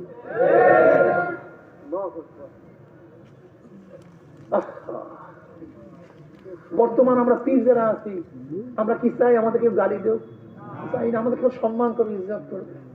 অথচ বয়ানে ফালাইয়া ফালাই আমার নবীকে গালি দিছে, জাদুকার বলছে, আমার নবীকে লুচ্চা বলছে, অমুক বলছে, তমুক বলছে, কত বয়ান করে কিন্তু নিজেকে গালি দেওয়াকে পছন্দ করি না। আমি মাইকে আমি পছন্দ করি না, অথচ বয়ান করে আমার নবীর টাইপের ময়দানে কত রক্ত ঝরাইছে, কত দান শহীদ করছে। অথচ আমরা নবীকে নবীর ব্যাপারে বলি যে শিয়াবে আবু তালেবের মধ্যে 3 বছর পর্যন্ত অবরুদ্ধ অবস্থায় ছিল, অথচ আমি একদিন জেলখানায় যাইতে চাই না। এ আমার যুবক বাবারা, মুসলমান বাবারা, খুব কঠিন অবস্থা। নবী রহমাতুল্লাহ আলামিন, গোটা দুনিয়ার জন্য রহমত। তোমাকে আমাকে নবী আলাইহিস সালাতু ওয়াস সালাম দিন বুঝাবার জন্য আসছে। যদি দিন অনুযায়ী চলতেই পারো, দুনিয়াতেও শান্তি, কবরেও শান্তি, কিয়ামতেও শান্তি, মিজানেও শান্তি, পুসরাতেও শান্তি। তুমি কি জানো বুখারীর মধ্যে রওয়ায়াত আছে কিয়ামতের ময়দানে সমস্ত উম্মাত উঠবে বলবে, হে বাবা আদম আলাইহিস সালাতু ওয়াস সালাম, আপনি আমাদের জন্য সুপারিশ করেন। আদম আলাইহিস সালাতু ওয়াস সালাম বলবে, আজকে দিনে সুপারিশ করার ক্ষমতা আমি রাখি না, তোমরা যাও। নবী নূহ যে প্রথম রাসূল, সমস্ত মানুষ নবী নূহ আলাইহিস সালাতু ওয়াস সালামে যাবে। নবী নূহ আলাইহিস সালাতু ওয়াস সালাম বলবে, আমার কাছে কেন আসছো? তোমরা যাও কালিমুল্লাহ, যে আল্লাহর সাথে কথা বলছে, নবী মুসার কাছে, নবী মুসা আলাইহিস সালাতু ওয়াস সালামের কাছে বলবে। তখন তিনি বলবে, আজকে আমি সুপারিশ করার ক্ষমতা রাখি না, তোমরা যাও রুহুল্লাহ ঈসার কাছে। নবী ঈসা আলাইহিস সালাতু ওয়াস সালাম যাওয়ার পরে তিনি বলবেন, আজকে আল্লাহর কাছে সুপারিশ করার ক্ষমতা আমি রাখি না, তোমরা যাও আখির নবী জনাব মুহাম্মদুর রাসূলুল্লাহ সাল্লাল্লাহু আলাইহি ওয়াসাল্লামের কাছে। সমস্ত উম্মত যখন নবী আলাইহিস সালাতু ওয়াস সালামের কাছে যাবে, নবী আলাইহিস সালাতু ওয়াস সালাম উঠবে এবং বলবে, জায়গা মতো আসছো, আজকের দিনে সুপারিশ করার ক্ষমতা মাওলা আমাকেই দান করছে, অন্য কাউকে দান করে নাই। নবী আলাইহিস সালাতু ওয়াস সালাম আরশের নিকটে গিয়া সিজদায় পড়িয়া যাবে, মাওলার কাছে দোয়া করবে। নবী আলাইহিস সালাতু ওয়াস সালাম বলেন, তখন মাওলা আমাকে দোয়া শিক্ষা দিবে, ওই দোয়া দ্বারা আমি মাওলার কাছে দোয়া করব। আমার মাওলার দোয়া কবুল করে বলবে, আমার হাবিব গো, আপনি যেই সুপারিশ করবেন আমি সেই সুপারিশ কবুল করব। এই হাদিসের শেষে নবী আলাইহিস সালাতু ওয়াস সালাম ফরমান, আমি পুসরাতের কিনারায় দাঁড়ানো থাকবো, আমার উম্মতরা পাড়ি দেওয়া শুরু করবে, যাদের ঈমান আমল মজবুত হবে। আকাশে বিজলি চমকাবার সাথে সাথে যেরকম তার আলো দুনিয়াতে পৌঁছিয়া যায়, একদল আল্লাহ পাকের মুমিন বান্দাদের ঈমান আমল এত মজবুত হবে, 1 সেকেন্ডের মধ্যে পুসরাত পাড়ি দিয়ে মাওলার জান্নাতে চলিয়া যাবে। আল্লাহ তুই কবুল করিয়া নাও। আমার নবী তোমাকে আমাকে ভুলবে না। নবী পুসরাতের কিনারায় দাঁড়া থাকবে, একদল উম্মাত যাদের ঈমান আমল একটু দুর্বল হবে, জোরে বাতাস চলার গতিতে পুসরাত পাড়ি দিয়ে আমার মাওলার জান্নাতে চলিয়া যাবে। যাদের ঈমান আমল একটু দুর্বল হবে, জোরে চলনেওয়ালা ঘোড়ার গতিতে পুসরাত পাড়ি দিয়ে মাওলার জান্নাতে চলিয়া যাবে। যাদের ঈমান আমল একটু দুর্বল হবে, দৌড়ের গতিতে পুসরাত পাড়ি দিয়ে মাওলার জান্নাতে চলিয়া যাবে। কোন মানুষ ঢলতে ঢলতে কাইট হইতে হইতে পুসরাত পাড়ি দিয়া মাওলার জান্নাতে চলিয়া যাবে। আল্লাহ তুমি কবুল করিয়া নাও। কিন্তু যাদের ঈমানের মজবুতি নাই, আমলের মজবুতি নাই, আবার কত বাবা দেখবে তার ছেলে পুসরাত পাড়ি দিয়া মাওলার জান্নাতে চলিয়া গেছে, বাবা আটকা পড়িয়া গেছে।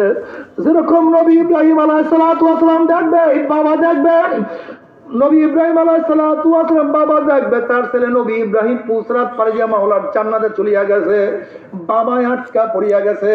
আবার কত ছেলে দেখবে বাবা চলিয়া গেছে, ছেলে আটকা পড়িয়া গেছে। যেরকম নবী নূহ আলাইহিস সালাতু ওয়াস সালামের সন্তান দেখবে তার বাবা নবী নূহ পুসরাত পাড়ি দিয়া চলিয়া গেছে, তার ছেলে আটকা পড়িয়া গেছে।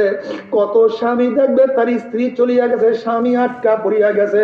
যেরকম ফিরাউন দেখবে তার স্ত্রী আসিয়া চলিয়া গেছে, তার স্বামী আটকা পড়িয়া গেছে। এটা পাগল, এটা পিছনে না।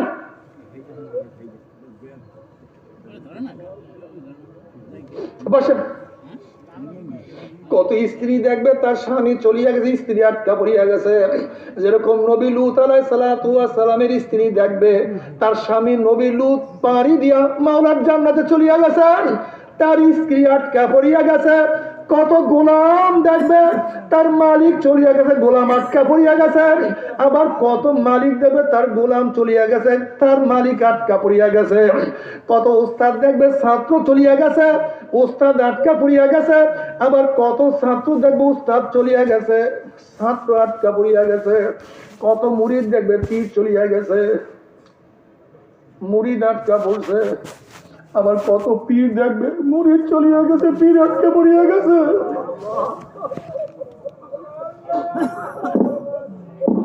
কত ধনী দেখবে তার গেটের দারোয়ান পুসরাত পাড়ি দিয়ে মাওলার জান্নাতে চলিয়া গেছে। বড় লোক বেচারা আটকা পড়িয়া গেছে। কত বড় ভাই দেখবে ছোট ভাই চলিয়া গেছে, কত বোন দেখবে আপন বোন চলিয়ে গেছে, কত বন্ধু দেখবে বন্ধু চলিয়া গেছে। আল্লাহ, আর এক বন্ধু আটকা পড়িয়া গেছে। মুমিন মুত্তাকিদের পুসরাত পাড়ি দেখি আর নাফরমানদের মনের মধ্যে আশা হবে আমরা পুসরাত পাড়ি দিতে পারবো যখন ঈমানবিহীন আমলবিহীন ঈমানবিহীন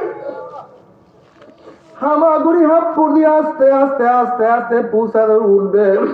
অমনি কাটিয়া কাটিয়া পিছলাইয়া পিছলাইয়া গুম গুম করে জাহান্নামে পড়িয়া যাবে। আর তো মনে হয় সহজে জাহান্নাম থেকে উঠবে না। আল্লাহ, আল্লাহ তুই আমাদের সবাইকে মাফ করিয়া দাও। বাবার জাহান্নামের মধ্যে যখন পড়িয়া যাবে কত বছর নিষেধ হবে তুমি জানো নাকি? জনাবে মুহাম্মদুর রাসূলুল্লাহ সাল্লাল্লাহু আলাইহি ওয়াসাল্লাম সাহাবায়ে কেরাম রিদওয়ানুল্লাহি তাআলা আলাইহিম আজমাইনদেরকে নিয়ে বসা। হঠাৎ তিনি একটা আওয়াজ পাইলেন। আল্লাহ নবী বললেন, হে আমার সাহাবারা জানো কিসের আওয়াজ? সাহাবারা জবাব দিলেন, আল্লাহ আল্লাহ রাসূলই ভালো জানে। তখন তিনি বললেন, 70 বছর আগের জাহান্নামের উপর থেকে একটা পাথর নিক্ষেপ করা হয়েছিল। আজকে 70 বছর পরে সেই পাথর জাহান্নামের নিচে গিয়া ঠেকছে। এই মাত্র সেই আওয়াজ তোমরা পাইছো। যখন উপর থেকে জাহান্নামরা পড়িয়া যাবে 70 বছর পর্যন্ত জাহান্নামের নিচে যাইতেই থাকবে, যাইতেই থাকবে, যাইতেই থাকবে। বাবা সহ্য করতে পারবি? ওই জাহান্নামের এক সেকেন্ড হয়ে যাবো, কেউ তো সহ্য করতে পারবো না। আল্লাহ, আল্লাহ তুই আমাদের সবাইকে মাফ করিয়া দাও। ও আমার গরিব বাবারা, আজকে দুনিয়াতে কষ্ট করতে করতে গায়ের চামড়াটা কালো বানাইয়া ভালাইছো।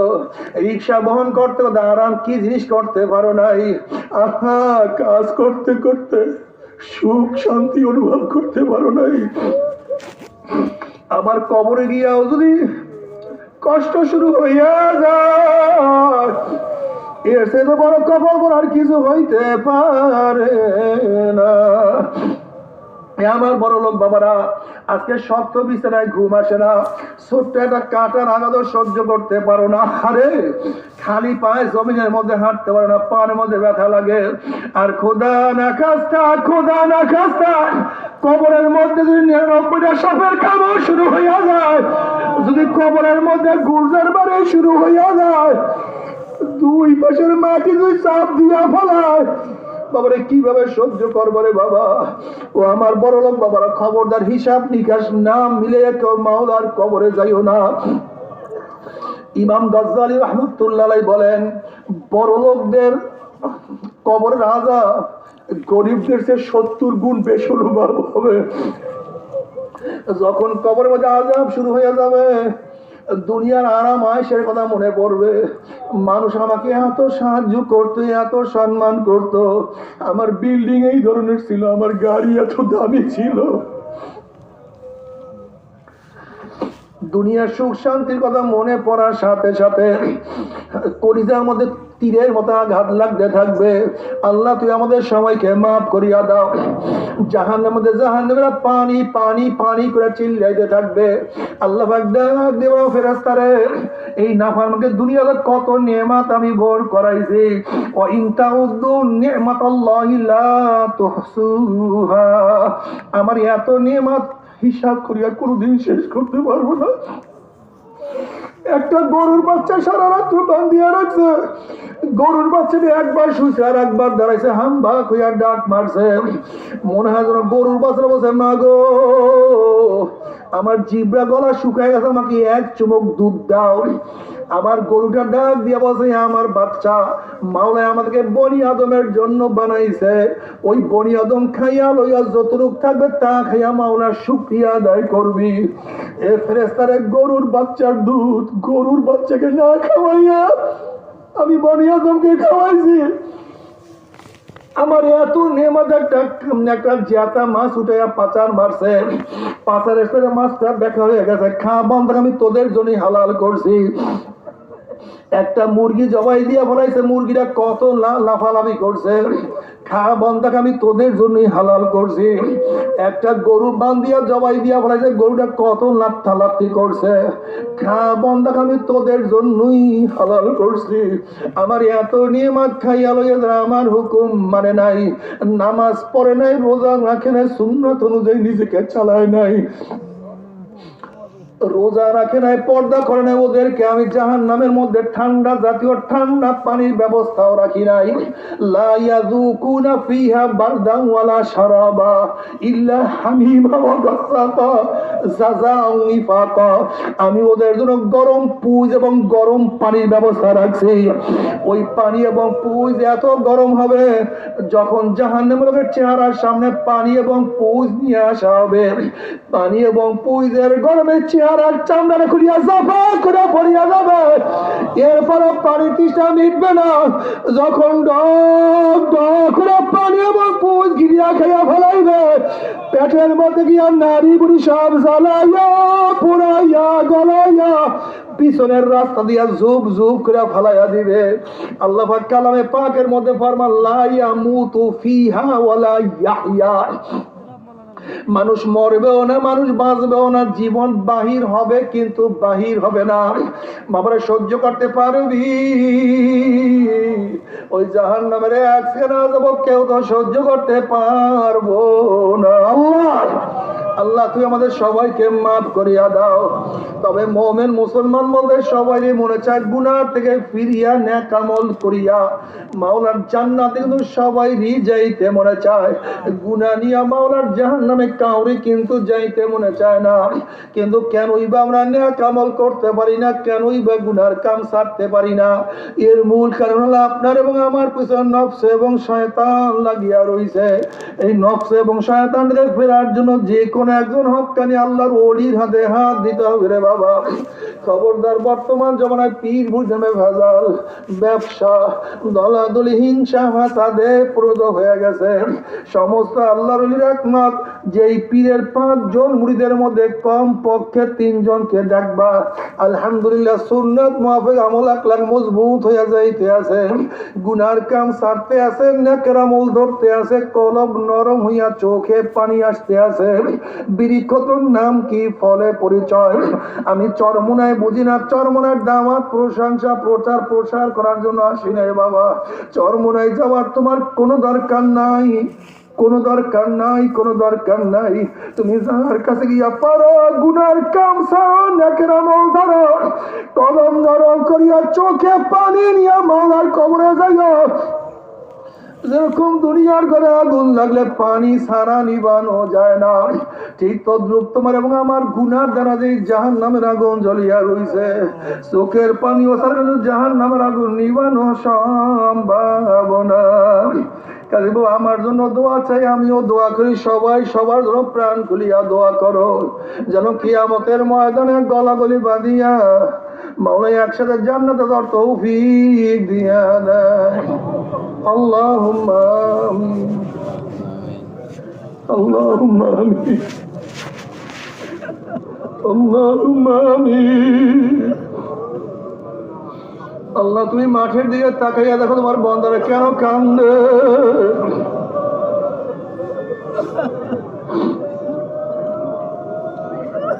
আল্লাহ যুবকরা কান্দে, মুরব্বীরা কান্দে, আলেমরা কান্দে, নেককাররাও কান্দে, আমরা গুনাহগাররাও কান্দে।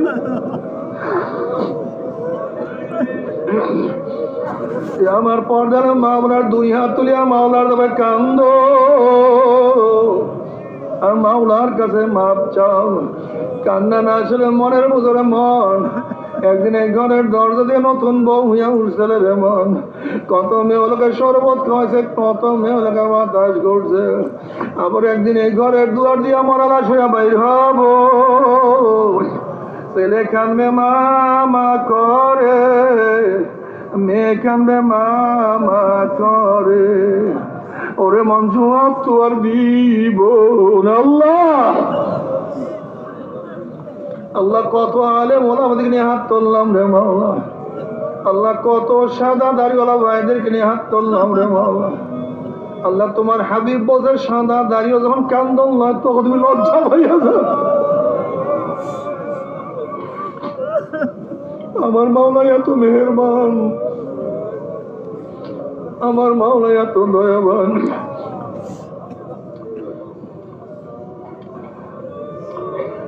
সন্তান বাবা সাদা দাড়িতে লজ্জা পায় না, সন্তান বাবার সাদা দাড়িতে লজ্জা পায় না, কিন্তু আমার মাওলা তার বন্দার সাদা দাড়িতে লজ্জা পাইয়া যায়। আল্লাহ কত বিগুনা না বলে তানবী আলিম যাদের পায়ের নিচে ফেরেশতারা পাখনা বিছায়া দেয়। আল্লাহ আমি তো গুনাহগার, আমার দিকে না তাকাইয়া তোমার যেই বন্দার হাত পছন্দ হয় তার উসিলে আমাদের সবার গুনাহ কথা মাফ করে দাও। আল্লাহ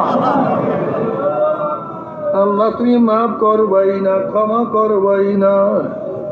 তোমার বন্দারা কেন কেন আসছে, কি পাওয়ার জন্য আসছে, কি চাওয়ার জন্য আসছে?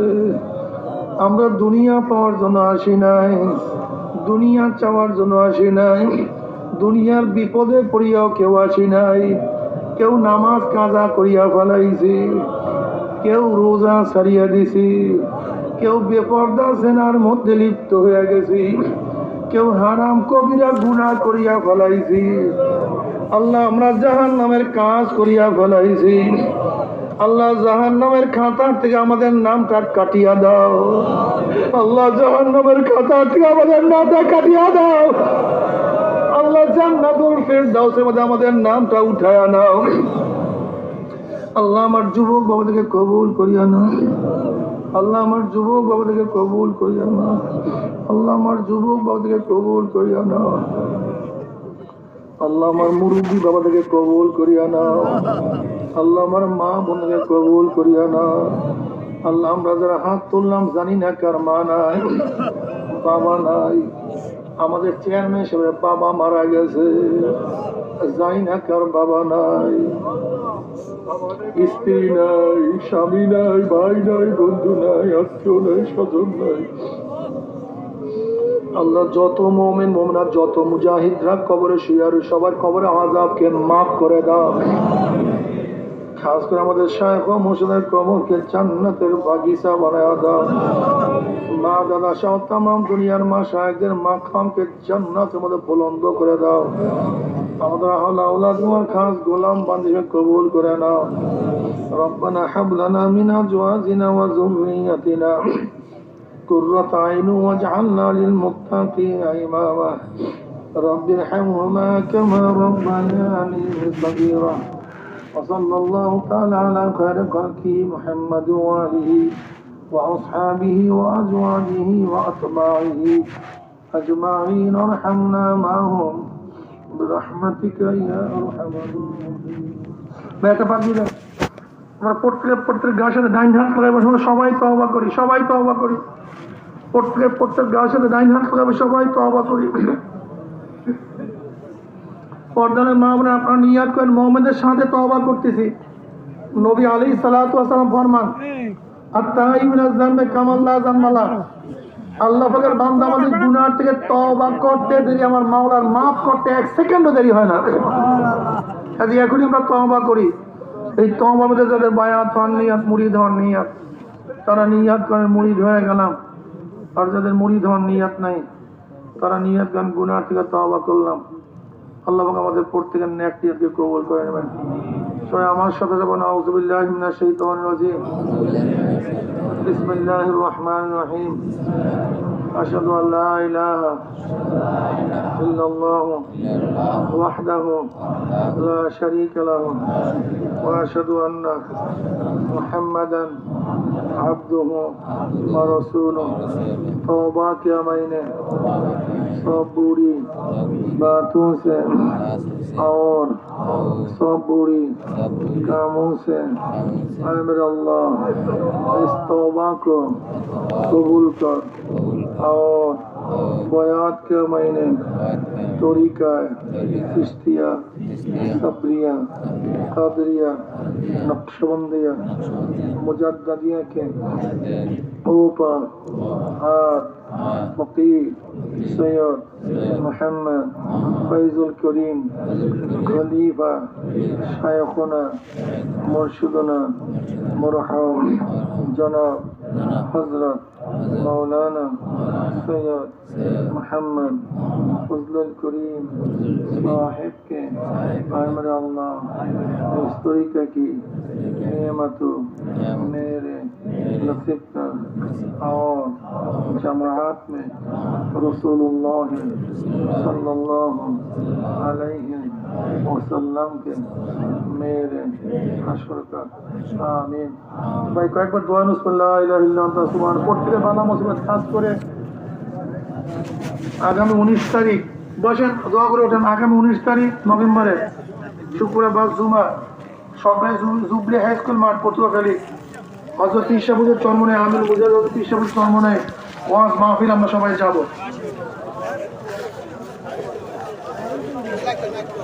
হুজুর আমি চরমনায় মরহুম ফজলুর রহমানের মুরিদ হুজুরের সাথে যেরকম জেলের মুনাসাবাত ছিল সেরকম মুনাসাবাত বর্তমানে আমিরের সাথে আমার করেন না। ইন্টারনেট ফেসবুক চালানো জায়েজ কিনা, অহেতুক ছবি তোলা ভিডিও করা জায়েজ কিনা।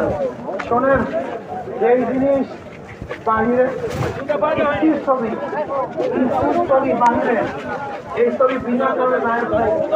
আর ভিডিও যেগুলো হয় এগুলোকে দোষ এগুলো অরিজিনাল ছবি না। আর ফেসবুক ইন্টারনেটে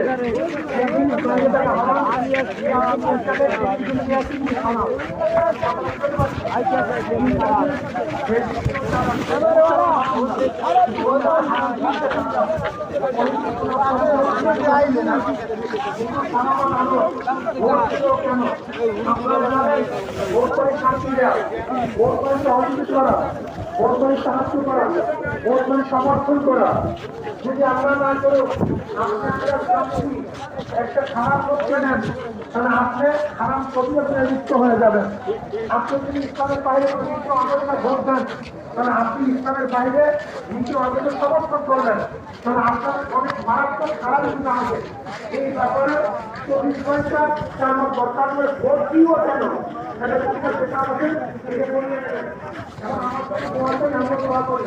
আর আগামী ডিসেম্বরে 8, 9, 10 তারিখ সবাই যাবেন, যাওয়া রইল। আল্লাহ আমাদের আল্লাহ